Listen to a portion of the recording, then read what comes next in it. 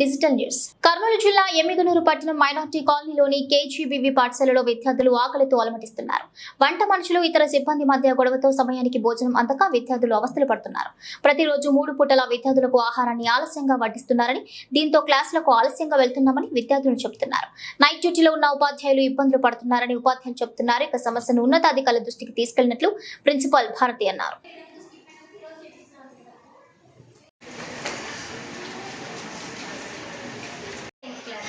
Sir మాకు ఈరోజు tiffin chapati sir. మేము 11 తిన్నాం సార్. ప్రతి ఫ్రైడే రోజల్లా చపాతీ లేట్ అవుతుంది సార్. సండే పూరి కూడా లేట్ అవుతుంది సార్. అందువల్ల మేము క్లాసులు 2 అవర్స్ లాస్ అవుతున్నాం సార్. మధ్యాహ్నం భోజనం లేట్ అవుతుంది సార్.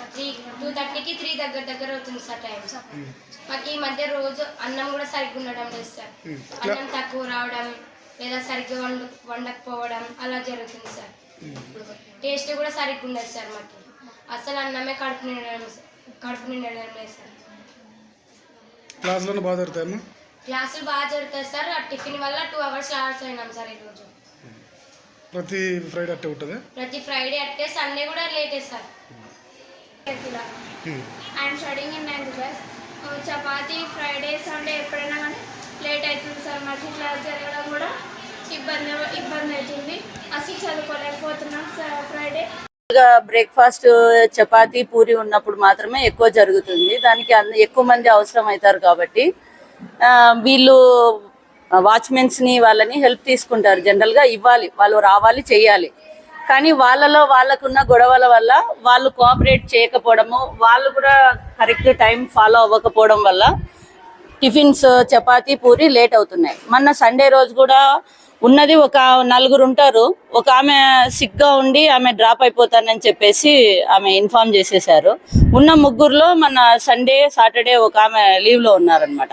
అందుకని సండే అది పూరి చేయడం కష్టం కాబట్టి ఈ రోజున్న టిఫిన్ని సండే చేపించి సండే ఉన్న టిఫిన్ని ఇక్కడికి షిఫ్ట్ చేసుకున్నాము. మేము ఎప్పుడైనా మిస్ అయితే అది ఖచ్చితంగా ఆ వీక్లో పెట్టేసేయాలి. ఏదైనా టిఫిన్ మిస్ అయితే మళ్ళీ ఫ్రైడే రోజు చపాతీ ఉంటుంది కాబట్టి ఈరోజు చేసేద్దాం, మళ్ళీ రేపైతే వరుసగా అవుతుంది కదా అనే ఉద్దేశంతో ఈరోజు 3rd టైం ఇలా రిపీట్ కావడము.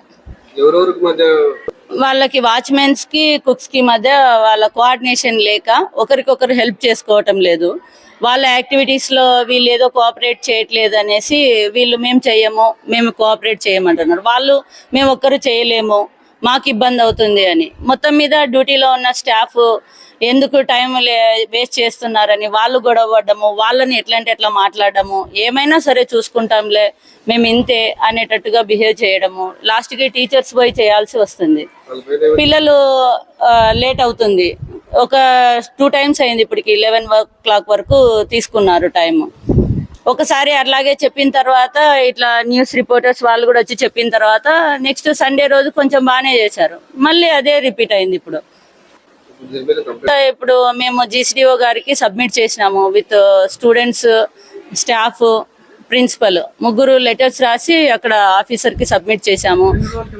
అంటే పిల్లల్ని మేము దృష్టిలో పెట్టుకొని పిల్లలు సఫర్ అవుతున్నారని ఇంకా least we have weighted peak time.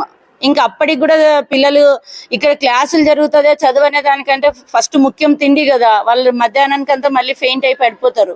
పొద్దున పాలు తాగి ఉంటారు, తర్వాత టిఫిన్ బ్రేక్ఫాస్ట్ టైంకి అవ్వకపోతే మళ్ళీ ఇబ్బంది అవుతుందని ఇంకా చూసి టీచర్స్ లాస్ట్ మూమెంట్లో అయినా సరే వాళ్ళు ఖచ్చితంగా హెల్ప్ చేయాల్సి వస్తుంది. నైట్ డ్యూటీ ఉన్న వాళ్ళు 6 o'clock నుంచి అక్కడే ఉండి కూర్చొని మరీ చేపిస్తుంటారు.